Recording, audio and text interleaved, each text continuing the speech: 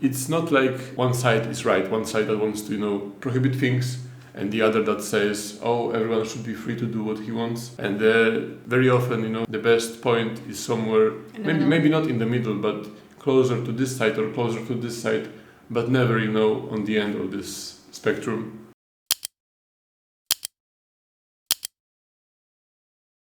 Hello guys! Hi everyone, I'm Weronika.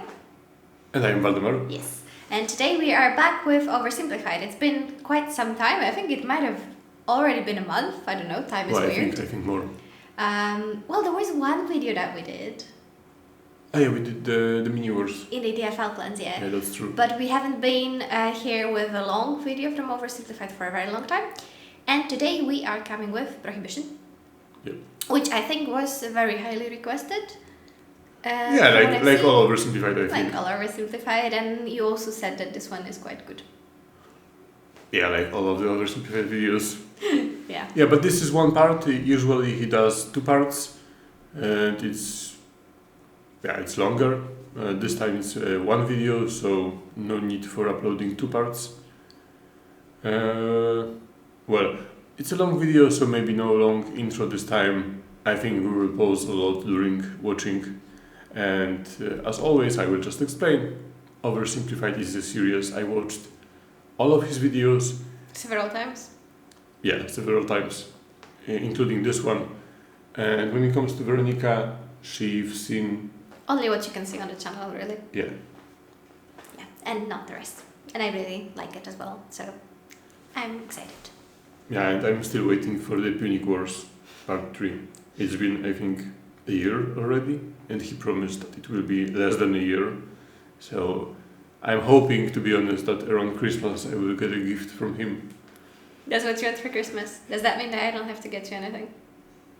No, that's from him. You need to work something of your own. Okay, I'll make you part 3 of the Punic Wars then. What? I'll make you part 3 of the Punic Wars. Alright, if you can do it, then I would prefer it even than his. Alright, so Prohibition Oversimplified. Let's begin and prepare for some posing. Buy honey. Click the link below to save money on your online shopping. And also, limited edition Al Capone pins on sale now. Yeah, get them quick before they sell out. Link in the description down below.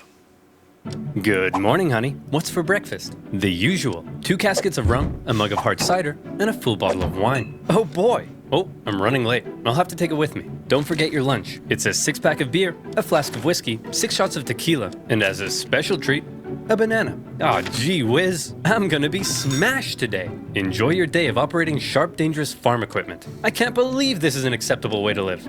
God bless America. Okay, gotta go.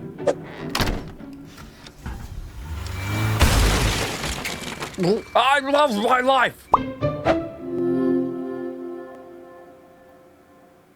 America, the land of beautiful strip malls, top-class infrastructure, and wonderful urban sprawl.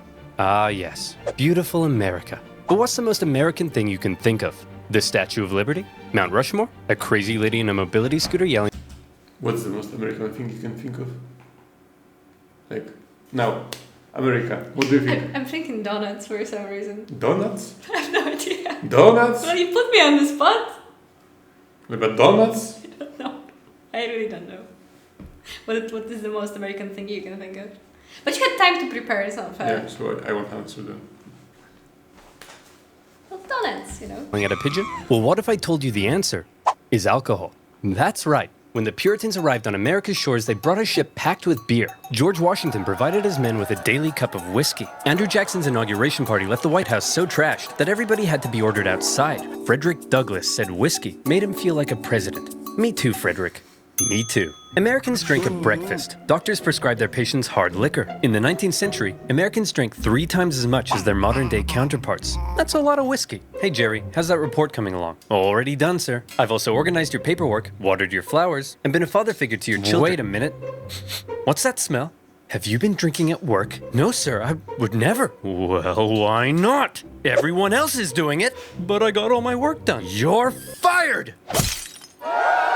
Americans drink at work. They drink at barn raisins, baptisms, and public hangings. Heavy drinking was so normal that it was as American as apple pie. Hi everyone, my name's Ron, and I'm an alcoholic. Get over yourself, Ron. We're all alcoholics. But more and more Americans began to wonder whether all of this truly was a normal way to live. Were Americans... Sorry.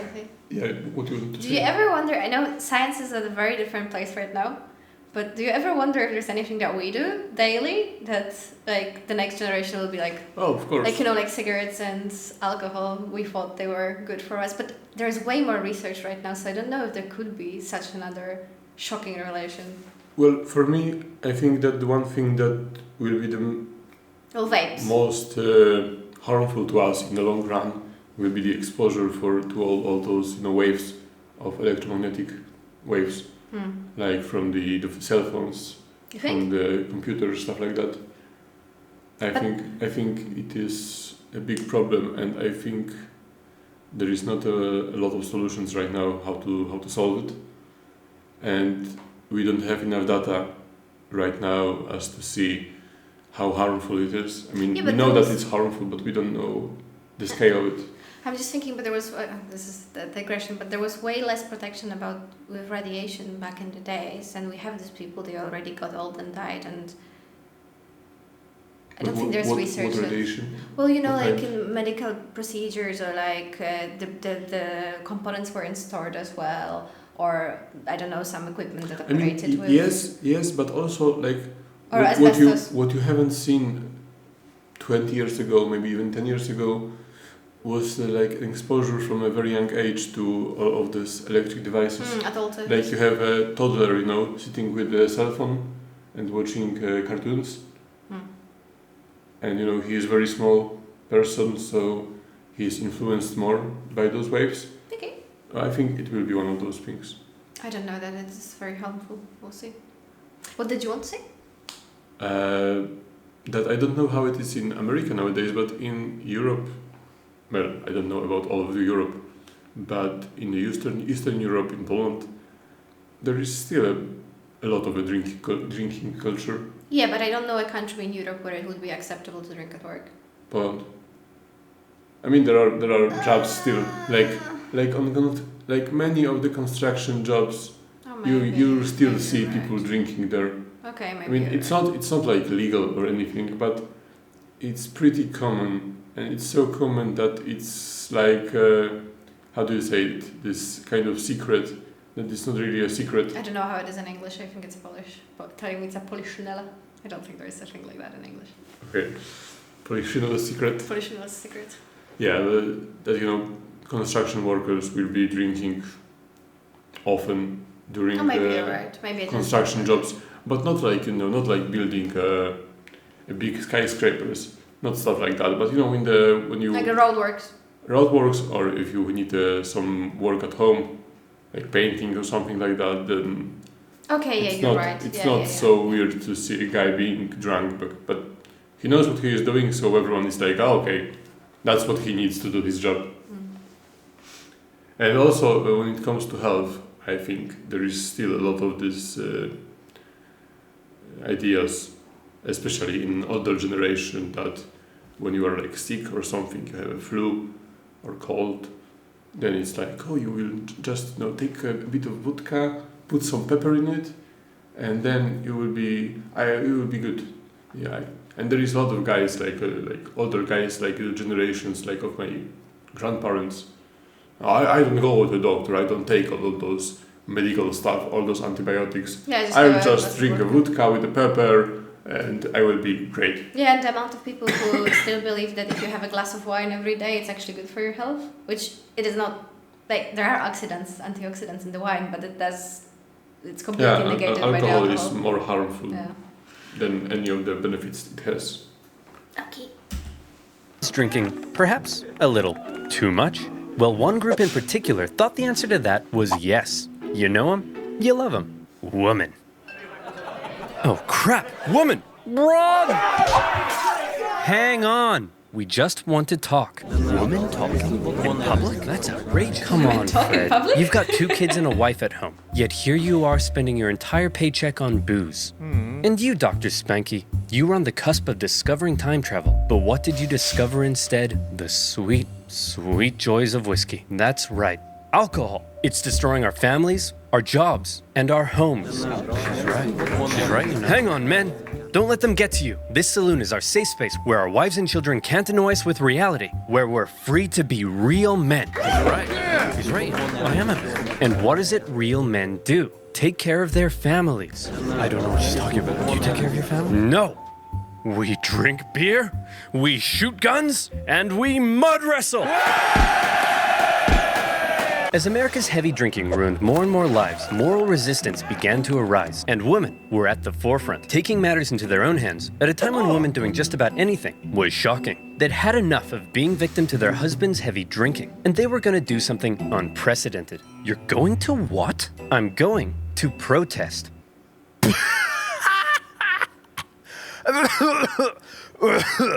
Oh, sweetie, women can't protest. Starting in Ohio, before spreading nationwide, women began a crusade against alcohol. They marched through towns and cities, singing hymns, gathering outside saloons, and praying on their knees. Women praying was so terrifying that in some towns, schools were shut and business stagnated. On one occasion, firemen were called out to hose down the dangerous praying women. On another, the owner of a beer garden reportedly hauled a cannon outside. It's interesting, that all those freedom problems in the United States, like this is what, 20th century already, right? Mm-hmm. Beginning of the 20th century. So in Europe, women could, I don't know if in all the countries, but you could already go to college. Yeah. I don't know what about the voting. Do you know? No, I don't. But I think it was around that time. But you could for sure get an education, and women are getting into science and whatnot. Yeah, Marie Curie, Marie Skłodowska-Curie. Yes. Well, not only her, but yeah, and they are just very, very behind. But it's also impressive to me how these women organized themselves. Sure, they were in newspapers, you could talk, but it's not like they could go on Twitter and organize this march, and they all collectively saw how ridiculous the situation was, and they wanted to go and protest about it. It's quite, and it's also different, I think, to organize something like this when it's a situation that's been going on for a long time, and much more impressive that they organize themselves, because it's different if your government wants to introduce something new, so everyone is alerted, but it's like, we all came to this conclusion that this cannot do for much longer, and then we organized ourselves. That's really impressive. That's true, but I think it only happened in a bigger cities. In many cases, when you look at some important events from history, like French Revolution, for example, you read about all of those, happenings, all of those protests, but it was mostly big cities, in the French Revolution, it was mostly France. Yeah. Because, like you said, because you don't have internet, you don't have stuff like that, you cannot do the nationwide protest. Yeah, I think you told me that some people in the smaller villages didn't even know it happened. Yeah. So I think it could be similar here, that there are those big protests of women in big towns. But it's still impressive to me. Yeah, of course. Side and threatened to reduce the savage women to dust. Nevertheless, they persisted. They formed the WCTU in 1874, and they organized. They set up homes for inebriate women. They installed water fountains in public parks. They wrote textbooks for school children that contained some interesting claims about drinking alcohol. Here's little Timmy. Uh-oh. Looks like Timmy's gonna have his first drink. He's taking a small sip of whiskey, and Timmy has spontaneously combusted. The end. The woman's efforts weren't in vain. In small towns across America, drugstores agreed to stop fulfilling prescriptions for alcohol. Men committed themselves to giving up drink. Inspired by the woman's moral fervor, some saloon owners closed their doors. The Women's Crusade and other temperance movements were forcing people to reconsider alcohol's role in society, and more people began to side with the growing temperance movement. Many states had even begun enacting their own dry laws that restricted the sale and use of alcohol. One of them was Kansas, where alcohol had been outlawed since 1881. Despite this, many illegal saloons remained open, and authorities had done just about nothing to stop them. One woman, disgusted by what she saw, decided she would take the law into her own hands. And not just any woman, a terrifying, hatchet-wielding, sweet old lady named Carrie Nation. Armed with her trusty hatchet and a bag of what she called smashers, she traveled from town to town visiting saloons. But she wasn't there to get smashed. She was there to smash. The men could do nothing but cower as sweet little Carrie hulked out and tore the place to shreds. She went to Kiowa and smashy smashed. Wichita, smashy smash. Topeka. I think the Fun Electrician should make a video about her, the most gangster woman ever. Maybe it was. She's like Antonio Banderas in Desperado, you know, going from bar to bar, creating chaos. Smashy smash. On a couple of occasions, she was arrested, but each time they were like, okay, Carrie, we're gonna let you go so long as you promise to be a good girl and not smash up any more saloons, okay? Screw you, pig! Yeah, I think she's gonna be all right. Smash, smash, smash. Carrie's tactics shocked the other members of the Women's Christian Temperance Union, but she assured them, and this is a quote, ladies, you do not know how much joy you will have until you smash, smash, smash. Carrie became a household name, and she hoped her unusual tactics would spread across the country. But unfortunately, many of the women's movements eventually slowed down. Why? Well, because of this kind of thing. Thelma, I ripped my pants again. Ugh, well, you'll have to sew them yourself because I'm going out protesting. What? I don't know how to sew. What if I burn the house down and get eaten by alligators? What? Ha! Don't be stupid, Mitch. Look, I've gotta go. Call me stupid? She's the one who's stupid.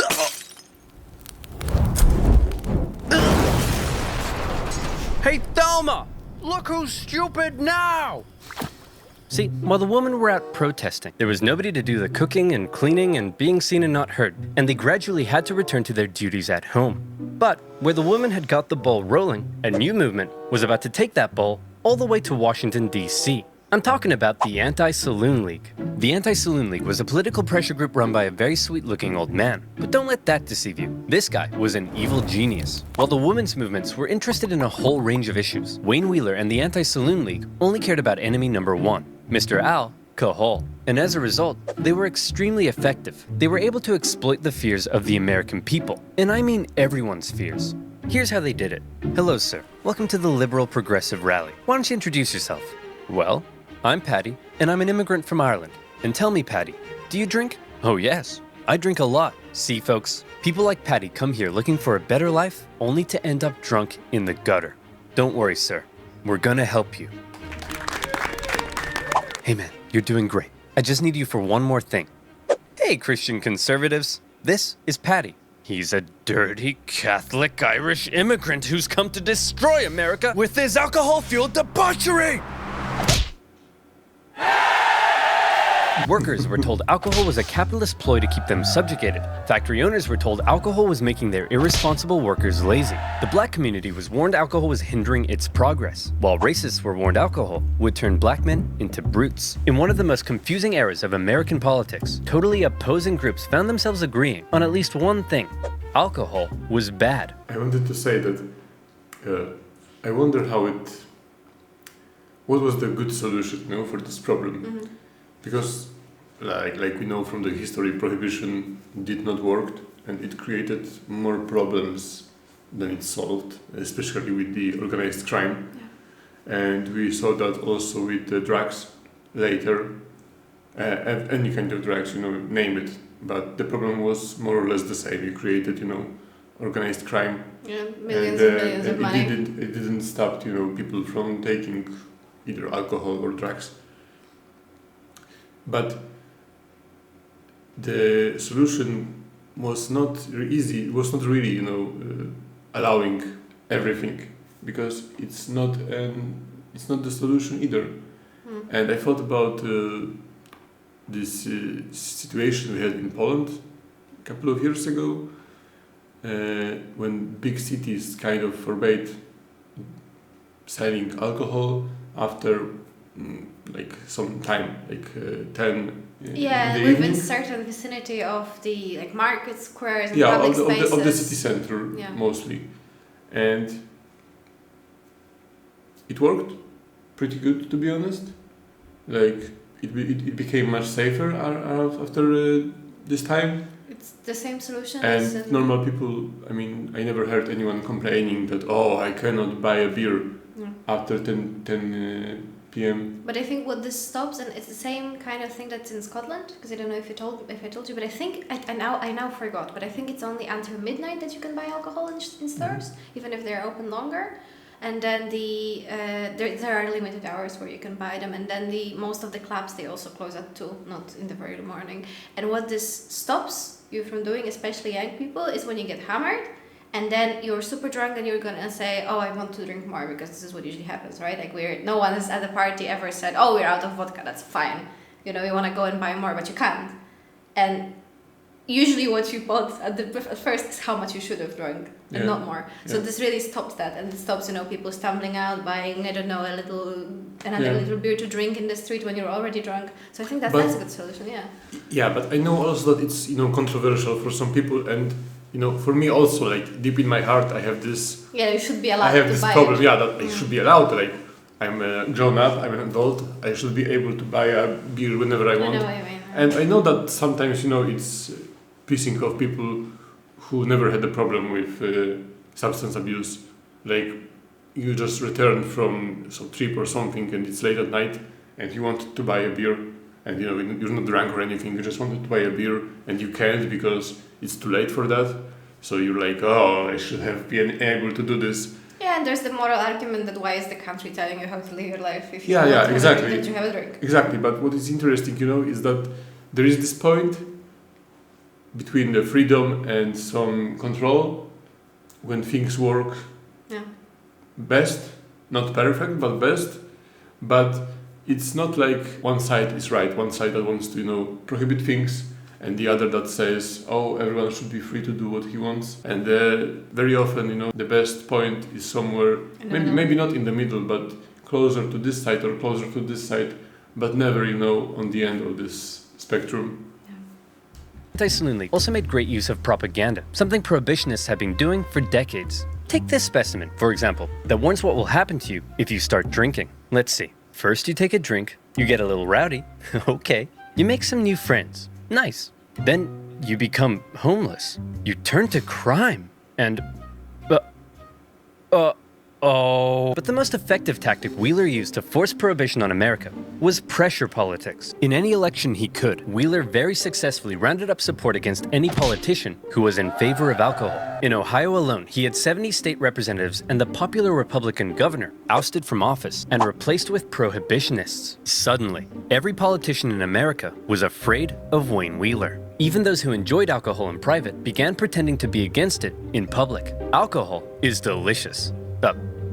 Malicious. Sorry, Wayne. I'm really drunk right now. Then it really hit the fan in 1917, when America found itself fighting in the First World War against Germany. Anti-German sentiment exploded. Sauerkraut became Liberty cabbage. German measles became Liberty measles. And Dachshunds became the embodiment of evil.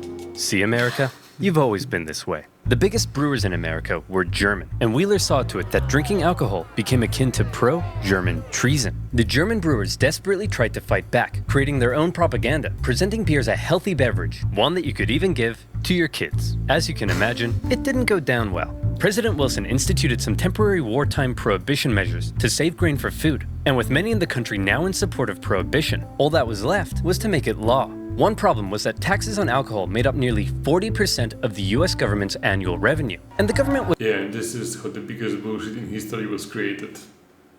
Wait for it. Wasn't just about to give that up. No problem. The Anti-Saloon League helped lobby for the creation of a new income tax on the American people. And just like that, the government was no longer reliant on alcohol. Prohibition was finally introduced to Congress in 1913, not just as a law, but a constitutional amendment. In 1917, as the House held their final vote on the Prohibition Amendment, Wheeler was watching from the gallery. You spineless cowards. I know half of you drink, yet here you are bowing down to Ned Flanders up there. Look at him, like he's some kind of Caesar. Ugh, don't be so dramatic. I obviously don't think I'm Caesar. Now release the lions. In the end, Prohibition passed the House easily, 282 votes to 128, and the states ratified the new amendment by 1919. America, a nation obsessed with liberty and freedom, had just voluntarily given up its private right to choose whether or not to drink alcohol. We did it, folks. We fixed everything. America will be perfect forever. But it's funny how it doesn't really matter what your agenda is and whether it's just people or an object, it's always the same strategy. You divide and you find some fault and you make people believe that everything that's going wrong is down to this one thing, then you're going to take it away and everyone gets behind it. Yeah, and it can be a nation or it can be alcohol, doesn't matter. I don't know if you ever watched this TV series, it was called Boardwalk Empire. I don't think think I've heard of it. It's about the time of Prohibition. Okay. It literally, I think the first episode starts on the night when they introduced the Prohibition. And I won't spoil anything, but it was funny, like in the first episode, all of those, it's about gangsters. So all of those gangsters were having a party, and it was like a big, massive party, in all the clubs. And they were celebrating the start of Prohibition by drinking lots and lots of alcohol, because they knew that, they knew that the Prohibition is coming. So they gathered large, reserves of alcohol, and they were just, okay, not yet, now. Now we will have lots of money, which is, funny that people, I mean, maybe then it wasn't that funny, maybe they didn't know already how it will work, but, nowadays it's ridiculous that you see politicians doing the same thing over and over again, prohibiting things like marijuana, for example, when you know that it won't stop people from taking it, never, that you have so much advantages for legalization than disadvantages. And we've seen this in history in many countries, like in America, for example, nowadays, when you legalized it, not federally, right? But you legalized it in some states. Some states, yes. And those states doing pretty good, tax-wise.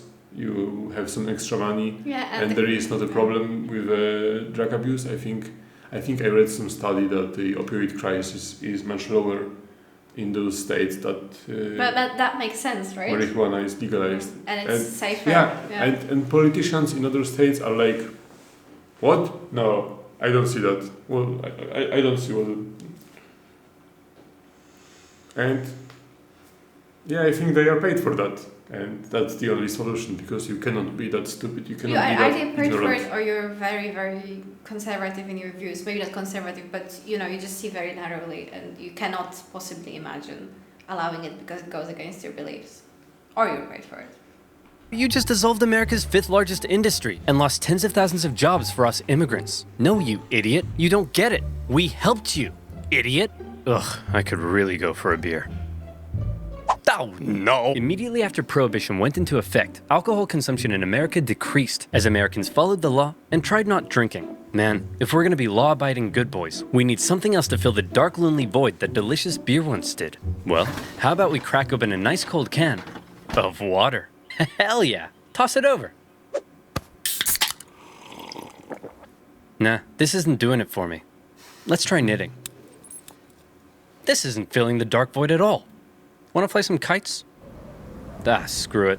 Let's go get some illegal beer. While it seemed like many Americans supported Prohibition, after the law went into effect, it seemed like just as many Americans intended to keep on drinking, and they would go on to find a variety of ways to break the new law. Here's a question for you. Do you like breaking the law? Well, shame on you. Or do you like saving money when you shop online? Then you should use Honey. Do you ever shop in store? Of course not. Then you'd have to talk to real-life people. Yuck. You'd rather shop online in the comfort and darkness of your mom's basement. It would be funny if it wasn't. And better yet, you can save money when you shop online with Honey. Honey is a free browser extension that scours the internet for promo codes and automatically tests them when you're checking out. Look at me. I'm buying a Baby Yoda smartwatch to increase my chances of getting a girlfriend. And look, this magic dancing coin man has a promo code for me. Holy heckin' balls! I just saved $18.75. Watch out, ladies. And guess what? Those of you who've already installed Honey using my link have found over $247,000 in savings. So what are the rest of you waiting for, you big dumb stinky idiots? It's free and can be easily peasily installed in 2 clicks. So get Honey for free today by going to joinhoney.com/oversimplified. That's joinhoney.com/oversimplified. And as always, you'll be supporting my channel. So thank you. Now where were we? Oh yeah. Well, you didn't Punching do it. Patty, passing Prohibition, and procuring pints. Pretty soon after the new law went into effect, the failures of Prohibition were already beginning to rear their ugly heads. For starters, the details of the new Prohibition law, written by none other than Wayne Wheeler himself, turned out to be more draconian than expected. Many Prohibition supporters only wanted to outlaw hard liquor and hoped beer would remain legal, but the Volstead Act outlawed anything over 0.5%. That would make Liberty Cabbage illegal. Secondly, the new law was full of loopholes that Americans very quickly began to exploit. For example, while the sale and manufacture of liquor was illegal, drinking it wasn't. And you could also keep any alcohol you had before the law went into effect. So many private clubs hoarded huge amounts of alcohol that saw them through the entire Prohibition period. Whiskey intended for medicinal purposes was also allowed, and doctors basically became bartenders. It looked as though a full-on epidemic had broken out, as there was a sudden surge in prescriptions for whiskey. Sacramental wines used by churches and synagogues were also permitted. Orders for communion wine suspiciously skyrocketed by millions of gallons. And as rabbis had access to religious wine, suddenly everyone was becoming a rabbi. You had Rabbi Pat O'Leary, Rabbi LL Cool J, Rabbi Fluffy. But don't worry, I'm sure all these definitely legitimate religious figures couldn't possibly be selling wine in the back alley after Mass. Yep, definitely nothing strange going on here. New products also hit the shelves in stores, such as Vine Glow, a brick of dehydrated grape juice, itself not alcoholic, and therefore perfectly legal. But the packaging did contain a strangely specific warning. After dissolving the brick in a gallon of water, do not place the liquid in a jug in the cupboard for 20 days, because then it would turn into wine. I'll take 1,000. Yes, sir. Now, at this point, I want you to think back for me, if you will, to the year 2005. You're the coolest kid around, and you convince your parents to rent the greatest movie of all time from your local Blockbuster. But the movie starts with a strange message, something about not downloading a car. You immediately disregard that and hop on Kazaa to download the greatest song of all time, and in the process, drain your dad's bank account with copious amounts of ransomware. You were breaking the law, you bad boy or girl, but did anyone come to arrest you? No. That's my point. If no one's enforcing a law, while everyone's breaking it, is it really a law? And so it was with Prohibition. See, the conservative-led governments of the decade were also the kind of people who believed in small government spending. So they'd passed a law that would be extremely difficult to enforce, but also didn't want to spend any of the money required to enforce it. The newly created Bureau of Prohibition only had 1,500 agents to cover the entire country. That's one agent for every 70,666 Americans. In a massive country with 12,000 miles of coastline and one gigantic land border with Canada. Good luck, schmuckos. And all these clever little loopholes people were using to score illegal booze were only just the beginning. America was about to devolve into alcohol-fueled criminal chaos. By outlawing it, Prohibition had made alcohol a precious commodity, and millions of Americans would become outlaws as they found a variety of ways to score illegal booze. For example, many Americans began making their own liquor. Illegal stills for making moonshine were found by Prohibition agents from the hills of Kentucky and the caves of Arizona to parking lots in major cities, and even in the homes of Prohibition-supporting politicians. Oh, come on now, fellas, I voted for Prohibition. I'm not gonna have an illegal still. What's this? That's my son, Freddie. Say hi, Freddie. Sir, this is obviously an illegal still. How dare you? Hey, what's this in the bathtub? That's bath water. Why does it taste like alcohol? Here's a better question. Why are you tasting my bathwater, weirdo? Come on, Freddie. Let's get away from these perverts. To discourage moonshining, the government began adding extra toxins to many of the products moonshiners were using, which resulted in many cases of severe illness and death. But alcohol... Yeah, that's what I said. Solving, problems that were already existing. And what's also, I think, well, I'm not an expert on that subject, but when the American mob, American mafia was created, mostly because of the Prohibition. I mean, not it wasn't the reason behind it, but the Prohibition helped them. Because of that, for sure. Even if they were there at the start, they really grew because of the Yeah, they grew because of the Prohibition, and they were so powerful and so influential because of the Prohibition. And it's a problem that America was dealing since then, basically to today. Yeah, and I think it also and they still have American mafia, and it's still illegal activities in the organized crime is still a problem because of this one decision 100 years ago. Yeah. And I think, I don't know, at least in my head, it also changes like the image of the mafia that the society has, because before it's just organized crimes, so you're not interested in it because you think drugs are super evil, so you don't support selling of the drugs, and you think they just murder each other on the street. But then there's this guy from mafia, and he's like, you're a good uncle because he gives you all the alcohol and you can buy it, and then it like kind of warms up the image as well. Yeah, but organized crime before that was not really drugs. Well, no, but they murder and everything else. That I think in the heads of this society. Mostly back then it was gambling and prostitution. Yeah. Later unions. So but I think but the main source of prostitution. income back then was alcohol. And after they needed to to branch out to different things like drugs, not really. I mean, with drugs, it was complicated. There were some people who were for it, some people who were against it, and the Italian-American mafia was not really ever like a big distributor of drugs in the United States. Made at home.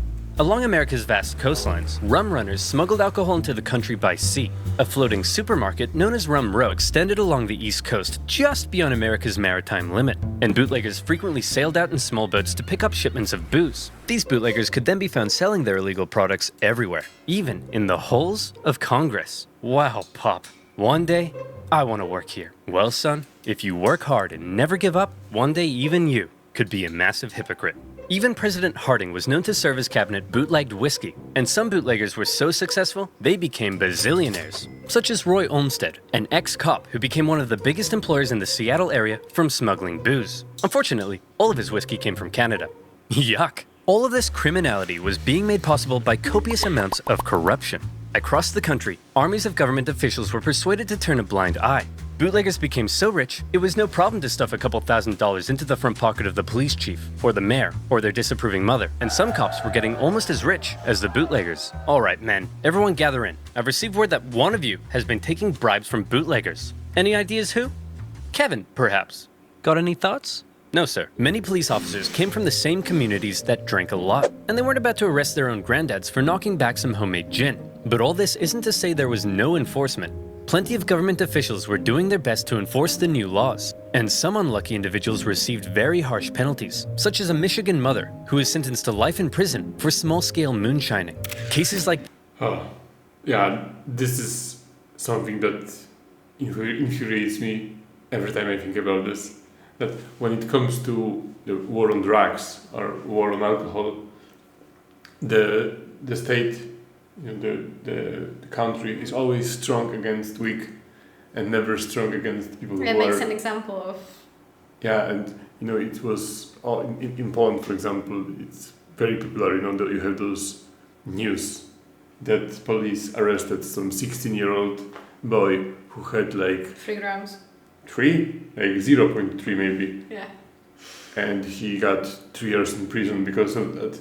And it was very popular. And we also had many cases of people who died in confrontations with the police because he had some weight on himself. And shootings was not as popular in Poland. Like, police won't shoot you so often. No. But there was this guy who was, I think, choked because he tried to, swallow the marijuana he had on himself, and the policeman tried to take this out of his throat, and he choked him, and the guy died, and the guy was 15 or something. I haven't heard of that.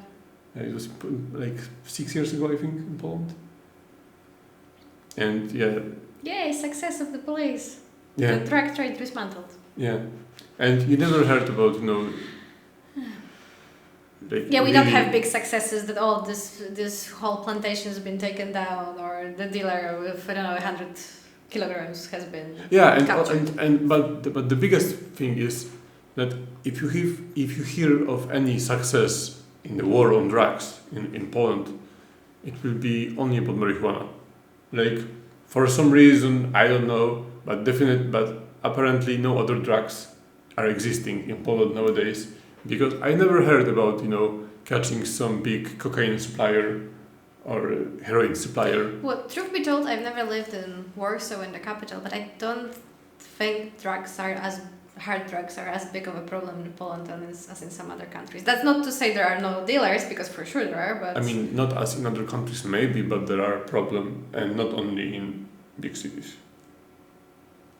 I am from small city in Poland, and when I was younger, nowadays it's not so much, but when I was young, and especially when I was a toddler or something, there was a big epidemic of drugs. Really? Amphetamine mostly.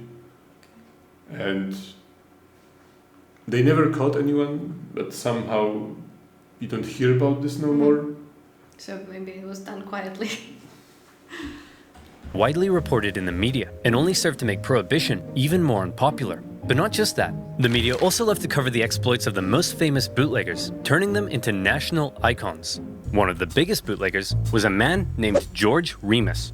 Originally a lawyer, he watched as his bootlegger clients paid off enormous fines like it was nothing, and proclaimed bootlegging's the business for me. But unlike most bootleggers, Remus had big brain, and he came up with a pretty clever system. See, there were millions of gallons of liquor produced before Prohibition that were sitting in distillery warehouses, and it could only be sold with government permission to drug companies. So Remus set up his own drug company and bottled the liquor. Then he set up his own transport company to transport the liquor. And then he would send his own men out with guns to intercept his own transport vehicles. And this would happen. Hey man, this is a stick-up. Oh no, please don't hurt me. I won't hesitate to shoot. Please, I have a wife and kids. Hand over all the whiskey, Fatty. Hey! Fatty isn't in the script, you jerk! After stealing all the whiskey from himself, he could then sell it for big bucks. The perfect crime. Unfortunately, Remus was eventually caught by a goody two-shoes Prohibition director in Indiana who wouldn't take Remus's bribes, and the government found Remus guilty of violating the Volstead Act 3,000 times. For 2 years, as Remus sat in prison, his wife promised to take care of all of his money. And by take care of his money, she meant have an affair with a Prohibition agent, sell off everything Remus owned, and file for divorce. When Remus finally got out and found his big fancy mansion empty with his wife gone, he reportedly broke down in tears. A few months later, during their divorce trial, he spotted his wife in a car in Cincinnati. Remus hopped in a cab and asked the driver to run her off the road. The driver was like, okay. Then Remus got out of the cab and shot his wife dead. He immediately handed himself into the police, and his next trial, this time for murder, became a national sensation. Remus defended himself, claiming insanity, occasionally carrying out skillful questioning, occasionally crying in the corner. But the nation felt bad for him. His wife had screwed him over, and so when after just 19 minutes of deliberation, the jury returned and declared him not guilty, the court erupted into celebration. And just to remind you, this guy bluntly admitted to murdering his wife. The American justice system. Mwah. As alcohol poured into the nation, a lot of it was going to a new type of drinking establishment that had been booming in popularity. A secret drinking establishment. So secret that from the outside they often looked like ordinary shops or homes. So secret that you usually needed a password to get in. So secret that everybody knew about them. Speakeasies. And once you were in, the party went all night long. Scantily clad flappers, snake ladies, jazz. It was a roaring time to be alive. Some publications even posted reviews of these illegal clubs, and bribes galore kept the party going. It seemed like half the police officers and federal agents in cities like New York were receiving kickbacks from speakeasy owners. Hey! What the Kevin Costner is going on here? Officer O'Hannity, taking bribes? Why am I not surprised? Prohibition Director Simmons? For shame. Mom? What would Dad say? Ask him yourself. Dad would say, quit being such a wet blanket and let Daddy earn his tips. Anytime a speakeasy was shut down by authorities, it seemed like 3 more would just pop up elsewhere. And some neighborhoods were so full of them that one resident began hanging a sign to try to keep partygoers from constantly knocking on her door. It really seemed like the new laws regarding alcohol, in some places, were simply being ignored. And one Prohibition agent who traveled the country liked to see which city was the most defiant by timing how long it took for him to be offered a beer after he arrived. His winner? New Orleans, where a cab driver offered him a drink after just 35 seconds. Bravo! Many voices in Congress were already speaking out against Prohibition and its failures. To display how ridiculous the whole thing was, one Republican congressman gathered the media to all come and watch him drink a homemade beer. When he asked a passing police officer if he'd like to arrest him, the officer said no. Hey Wayne, is all this what you had in mind? I thought we were gonna make the country better, but it almost seems like it's worse. What do you mean? Alcohol consumption is down. Well, that may be true in your small town world, but it says here drinking in some areas is up, as are arrests for public intoxication, drunk driving, and incidents of liver cirrhosis. The general chaos has turned America into a nation of criminals with no respect for the law, and all these attempts at enforcement are just costing the economy valuable. Oh, that's a good point, by the way, I think. When you create laws that people are not respecting, you teach them to not respect the law at large. Yeah, and that's a. Because if you're out drunk and you're already breaking the law, then what's breaking some traffic law? Maybe what's stealing a bit because you're already buying something that's illegal. Not for everyone, but it gets loosened up. And also you don't have any respect, for the organs who create laws. Yeah. If they create such a stupid law, you're like, oh, another stupid law they passed, and you don't have and if any. you pass a policeman drunk and he does nothing, then you're not really scared of them anymore. money and eating up judicial time and resources. Release the lines. The social change and corruption that Wheeler and the Anti-Saloon League had been so eager to prevent, in the cities at least, was surging. See, when something's legal, you can usually regulate and control it. But make that thing illegal, and often anything, becomes fair game. Legal drinking age, gone. Mandatory closing hours for clubs and bars, gone. Other unspoken sociocultural rules surrounding alcohol, gone, gone, gone. In speakeasies, different genders and ethnicities were beginning to mingle in a way they hadn't done before. The Roaring Twenties saw a monumental shift in culture, not least of all because now men and women could flirt in public without being damned for eternity. An outraged Wayne Wheeler did his best to make sure that anyone breaking the law was punished. He had even stricter legislation put in place in New York. But all this did was clog up the justice system with petty drinking violations, and judges began letting everyone off with light fines so the judges could get back to dealing with things that actually mattered. You know, things like murder. And there was plenty of murder. Because bootleggers and moonshiners were one thing, but Prohibition had given another kind of criminal an opportunity to make a fortune. Mobsters and gangsters. Hey, Fat Tony, big news. Hey, Fat Joey, what's up? I just got word from Fat Louie here that the government's outlawing alcohol. You know what that means. That means we're gonna be rich. Quick, call Fat Polly and let's go hijack a liquor truck now. All right. Hang on, let me tell my wife first. Hey, Fat Susan!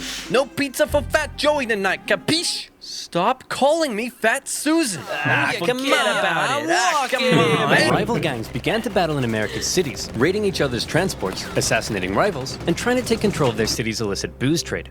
Every city had its top dog. Detroit had the Purple Gang. New England had Charles King Solomon. But no city was as infamous for gang violence and murder as Chicago. The city had multiple gang factions, and at first, they agreed to stay in their own neighborhood. But the thing about criminals is that they're criminals, and the agreements inevitably broke down. One day, the leader of the Italian Southside gang was walking along the street when this happened. And he was like, you know, I think I'm done with this, and left for New York, leaving his crime empire to his chief enforcer, none other than Al Capone. Having been knifed in the face in his younger years, Capone earned himself the name Scarface. Although interestingly, he hated that nickname and preferred to be called Snorky. Snorky was ruthless, just like any other gang leader in America. But what set him apart from others, the reason he's become synonymous with 1920s gang warfare, is this. Most other gang leaders would try to keep a low profile because, you know, they're killing and murdering and stuff. But Capone lived for the fame and kept an extremely high public profile, frequently speaking with the media about his exploits and presenting himself as a gracious host, providing Chicago with good times. No need to thank me, fellas. I just provide the city with a valuable commodity while doing away with the competition. You mean you murder people? I read some time ago some stories about mafia in the United States, and like on Wikipedia or stuff like that, and it's kind of funny.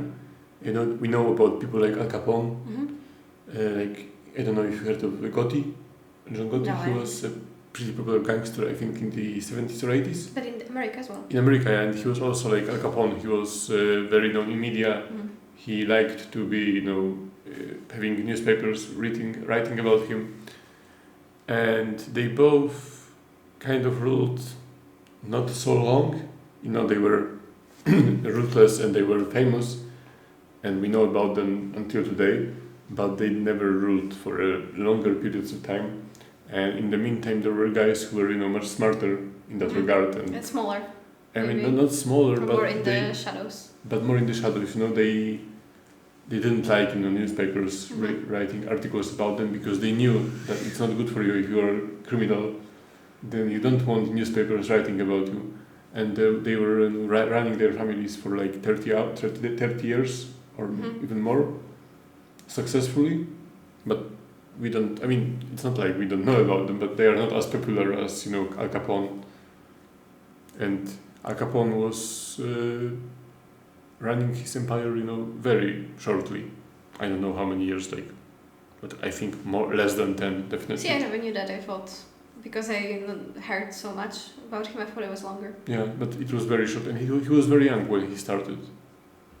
Whoa, who said anything about murder? I just, force my rivals underground. When you do the thing with the hands, it seems like you're talking about murder. Whoa, look at you with the brains. No, I just help people retire from life. So murder. Whoa! Al Snorky Capone was somewhat of an enigma, brutal in how he dealt with enemies, but in front of the camera, he was all smiles. One day, he'd be ordering hit after hit. The next, he'd be signing autographs in Wrigley Field. One day, he'd be bludgeoning members of his own gang with a baseball bat for conspiring against him. The next, he'd be playing Santa at a nearby parochial school. And no murder could ever be traced back to him. Just like every other criminal, he stuffed the pockets of city officials with cold, hard cash. And any who did try to oppose him sometimes found themselves being thrown down the steps of City Hall in broad daylight. Problem solved. The public couldn't get enough of Capone. He quickly became a household name as people romanticized the gang life he lived. And this became a source of concern for the people at the very top. President Hoover? What is it now, Miles? I'm busy. Well, it's just that there's a lot of crime, sir. Crime? How long's that been happening? Well, since the dawn of man, sir. What? Would you like me to blame it on the Democrats again? No, Miles, I want you to blame it on squirrels. Yes, the Democrats! Now stop wasting my time! Since having a crime lord controlling public officials and winning the hearts of the people probably wasn't a good thing, Hoover personally ordered that something be done about this Capone fellow. But before he knew it, President Hoover was also dealing with another major problem. You know him. You love him. Woman. The Prohibition era had been going on for nearly a decade, and anyone with a brain could see that it really wasn't going very well. One person with a brain was Pauline Sabin, an extremely influential and rich woman who served on the Republican National Committee, fundraised for Republican presidents, and had a secret wine room in her giant mansion. She initially supported Prohibition, but was now disgusted at the chaos it had created, and she began a new women's movement, this time not for Prohibition, but against it. Being the extremely influential woman she was, her new organization gained nearly 1.5 million members within 2 years, 5 times that of the Women's Christian Temperance Union. She hated that the WCTU claimed to speak for all women, and she began calling for the repeal of the 18th Amendment. President Hoover, I helped fund your campaign, and now I want you to end Prohibition. Miles, what is it I say when I'm not going to do anything? You'll look into it, sir. Oh yeah, that's right. Pauline? I'll look into it. Sabin gave speeches on the steps of Congress and helped start a growing push among the American people against Prohibition. But Hoover, a prohibitionist himself, wasn't budging. Then, on the 14th of February 1929, something happened that shocked the nation. Men thought to be working for Al Capone. You remember when we watched Some Like It Hot with Marilyn Monroe? You remember this movie? Yes. Okay, you liked it very much. I do, About those two guys who were hiding in the I just forgot orchestra. the title. Okay. Yeah. And you remember why they were hiding? They witnessed this murder in this garage or in this car repair shop. They were hiding and they saw this gangster, killing other gangsters. And because of that, they went hiding in this one orchestra. And that's why they were dressing as women. So this was inspired by this event. Loosely, but it was inspired by this exact event. Well, you make all those Them at a garage in Chicago, thinking they were there to purchase hijacked whiskey. Instead, the mobsters were lined up against the wall by men dressed as police, and they were shot. The Valentine's Day massacre had people outraged. It was cruel, and almost felt like American mobsters had finally crossed a line. People were sick of the violence, and in part, they blamed Prohibition for helping to create it. The pressure on Hoover to do something was steadily increasing. Fine. Miles, I want you to put a report together to see if this whole thing is working. You mean the thing where mobsters are becoming increasingly powerful and massacring each other in the streets and everyone is disregarding the law and half our public officials are corrupt and taking bribes? That thing? Yeah, I want to know if it's working or not, Miles. Stop wasting my time! Hoover continued to drag his feet on Prohibition, but after the Valentine's Day massacre, he was still determined to do one thing. He wanted Al Capone in prison. Since Capone had been so careful, the FBI were having a hard time charging him with anything. But eventually, they got him. Capone, we know you're supplying Chicago with alcohol and you've been involved in countless murders. Whoa, look at you! Do you know how they got him? For something small, I don't know, some tax. Yeah. Yeah, it is always the tax. It's not the small. With the crazy talk. I ain't done none of that stuff. But you're rich, right? You're damn right I am. And so where'd all the money come from, Capone? All right, I'll let you in on a little secret, but you gotta promise not to tell anyone, okay? I don't pay my taxes. Whoa! For all of his murdering, the IRS finally got Capone on tax evasion. At his trial, he didn't seem too concerned though, and spent most of his time having a laugh with his lawyers. Hey Capone, I gotta know, why are you so confident you're gonna win here? Well, Your Honor, because I'm an honest man with a big heart who's passionate about working for the good of the people.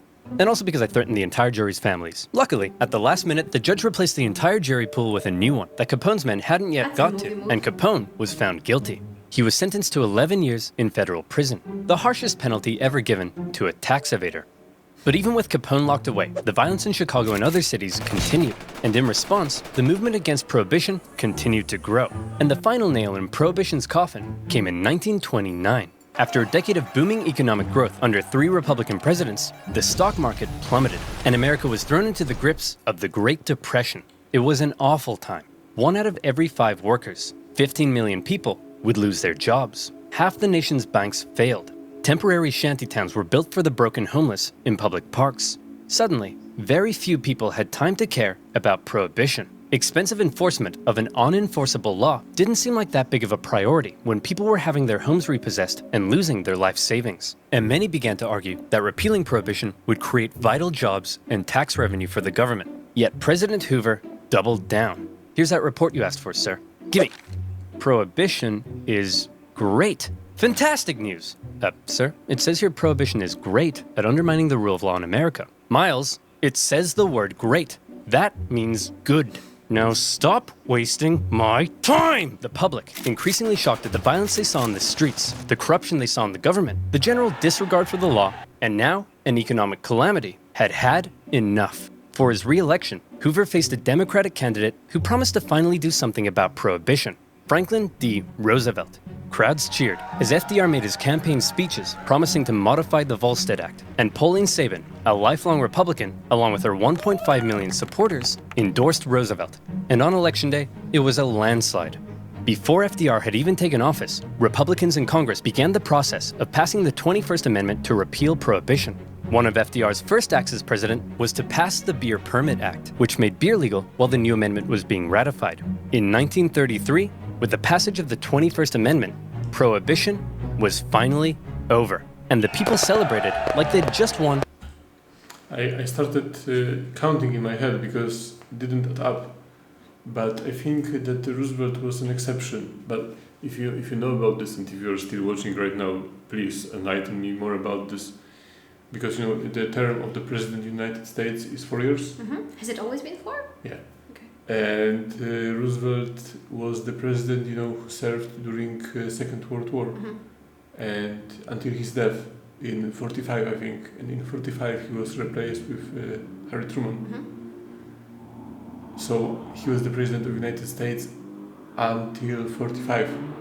So. And this is 33. Okay, so long for 12 years. Yeah. And maybe because of the war, it didn't apply. Yeah, but I don't know how they did it. I don't know if this was like a third term or something, or that his second term was not finished because of the war. So if you can explain this to us, I would be grateful. But I know that there was something going on about this. A world war. Bars and taverns were packed. The WCTU were inconsolable. Wayne Wheeler was dead. And the celebration, particularly in America's cities, was intense. Heading into the mid-1930s, the effects of Prohibition were clear to see. From now on, culture around drinking had changed, with men and women drinking together, not in saloons, but in bars and taverns. The crime syndicates that had been given so much power through Prohibition remained powerful as they moved on to other things. Some states opted to remain dry, with Oklahoma only repealing its Prohibition laws in 1959. To this day, there are still counties in America with some form of Prohibition. So what did we learn today, kids? What's the big lesson here? What's the moral of this story that we can all take away and apply to our day-to-day lives? Maybe that you shouldn't force your own morals on others who don't share them? Maybe that if you tell Americans not to do something, that's the one thing they'll definitely do. Or maybe there is no lesson. Maybe we're all just a bunch of dumb, stinky idiots, and we're all doomed. The end. It's what I say, his skills are really exceptional because this video was 33 minutes long, and I wasn't bored at any point.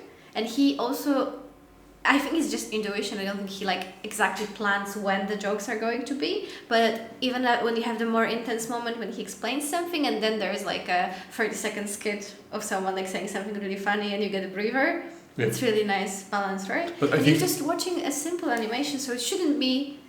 But it's I wonder if it's just him or if he has a team of people, because that give him feedback maybe. It seems like a lot of effort and a lot of thought was put into making those videos, because Have you seen it's all the really well they are balanced, like I really said. rewatchable as well? I don't know if you've seen all the little details in the videos. Yeah, like on the board that they had in the corner, Yeah. there were some jokes. Yeah, there was him on the corner at some point. On the newspaper, it says thanks for taking the time to read this.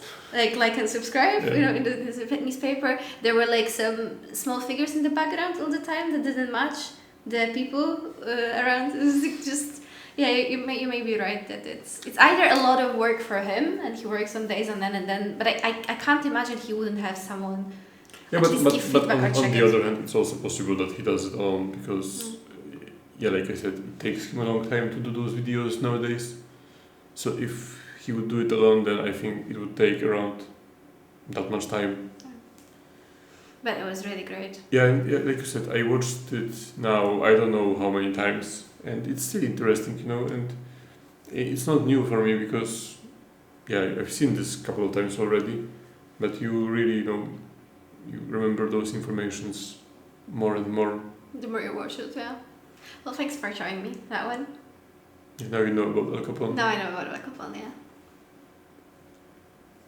I don't know what happened with him later. I don't think he did an episode about Al Capone anything more than in this. No, I think not. But by the way, if you have any videos about, you know, American Mafia, creation of American Mafia and its history throughout the 20th century, then if you could recommend it for me, because, you know, it's like something that I'm interested in watching, I'd like and to watch I as well. thought, yeah, I will show it to Weronika too. Yeah. So if you have anything like that, If you're still watching, because it's been an hour now. yeah. Well, thank you guys for watching. Thank you very much. And see you in our next video. And let us know if you like those Longer, oversimplified videos, because yeah, it's a long video and it's difficult to say a lot during those videos. I mean, we can stop sometimes and add something, but it adds to the A length lot of of the time, video. yeah. And it's not like we can cut out parts of it, because Yeah, that's we really can. the point here. It's not Yeah. like a movie. Yeah. So let us know how you find those videos. If you like them or if you prefer our other content. Yep, let us know. Thank you for watching. Bye bye.